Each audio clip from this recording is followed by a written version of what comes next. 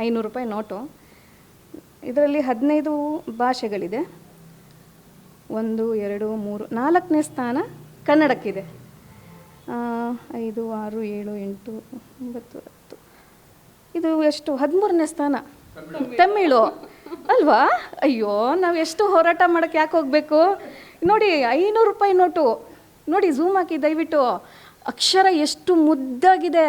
ತಮಿಳಲ್ಲಿ ನೋಡಿ ಹೆಂಗಿದೆ. 13ನೇ ಸ್ಥಾನನೋ 14ನೇ ಸ್ಥಾನಕ್ಕೂ ಹೋಗ್ಬಿಟ್ಟಿದೆ. ನಾವು 4ನೇ ಸ್ಥಾನದಲ್ಲಿರೋರು ಎಷ್ಟು ಬೆಲೆ, ಒಂದು ಕನ್ನಡ ವರ್ಣಮಾಲೆ ಎಷ್ಟು ಸುಂದರವಾಗಿದೆ. ಈ ನೋಟಿಗೆಲ್ಲಿರೋ ಬೆಲೆ, ಭಾಷೆಗೆ, ಗೌರವಕ್ಕೆ. ಜಿಲೇಬಿ ಆಗ್ತಾ ಇದ್ದಾರಲ್ರಿ ನೋಟ್ ಮೇಲೆ. ನಮ್ಮ ಕನ್ನಡ ನೋಡ್ರಿ ಎಷ್ಟು ಮುದ್ದಾಗಿದೆ. ಥ್ಯಾಂಕ್ಸ್ ಕಣ್ರಿ. ಇದೇ ಒಂದು ದಯವಿಟ್ಟು ಎಲ್ಲರೂ ಒಂದು ₹500 ಬೆಲೆ, ನಮ್ಮ ಭಾಷೆಗಿರೋ ಗೌರವ, ಆ ಮುದ್ದಾಗಿರೋ ಅಕ್ಷರಗಳು ಎಷ್ಟು ಚೆನ್ನಾಗಿದೆ ಅಲ್ಲ ಕನ್ನಡದಲ್ಲಿ. ತಮಿಳಲ್ಲಿ ಜಿಲೇಬಿ ಹಾಕ್ಬಿಟ್ಟಿದ್ದಾರೆ ಕಣ್ರಿ. ಛೇ ಸ್ವೀಟ್ ತಿನ್ನೋಕ್ಕೆ ಬೇಜಾರಾಗ್ತಾ ಇದೆ. ತಮಿಳವ್ರು ನೋಡಿ ಏನು ಅನ್ಕೋಬೇಕು ಹೇಳಿ.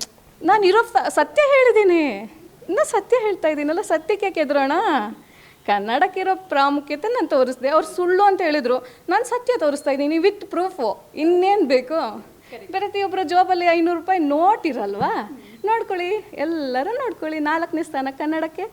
ಅದು ಎಷ್ಟು ಅಕ್ಷರಗಳು ಎಷ್ಟು ಚೆನ್ನಾಗಿ ಮುದ್ದಾಗಿರುತ್ತೆ. ಇವರು ಜಿಲೇಬಿ ಹಾಕ್ಬಿಟ್ಟು ನಮ್ಗೆ ತಿನ್ನಿರಿ ಅಂತ ಹೇಳ್ಬಿಟ್ಟು ಜಿಲೇಬಿ ಮಾರೋರು ಬಂದುಬಿಟ್ಟು, ಹಿಂದಿಯವ್ರು ಬಂದರು ಜಿಲೇಬಿ ಹಾಕ್ಕೊಂಡು ಹೋದ್ರು. ಈಗ ತಮಿಳ್ನವ್ರು ಬಂದಿದ್ದಾರೆ. ನಾವು ಫಿಲಮೇ ನೋಡೋದು ಬೇಡ, ತಮಿಳ್ ಫಿಲಮ್ ನೋಡೋದೇ ಬೇಡ. ಅವ್ರು ಏನಾರು ಮಾತಾಡ್ಕೊಳ್ಳಿ, ಕನ್ನಡ ಸುಳ್ಳು ಅನ್ನಾರು ಅನ್ನಲಿ, ಸತ್ಯನಾದರೂ ಅನ್ನಲಿ, ಪ್ರಾಮುಖ್ಯತೆ ಬೆಲೆ ನಮ್ಮ ನೋಟಲ್ಲಿದೆ. ನಮ್ಮ ಇಂಡಿಯಾದಲ್ಲಿ ನಮ್ಮ ಕನ್ನಡಕ್ಕಿರೋ ಬೆಲೆ 4ನೇ ಸ್ಥಾನ. Hands of.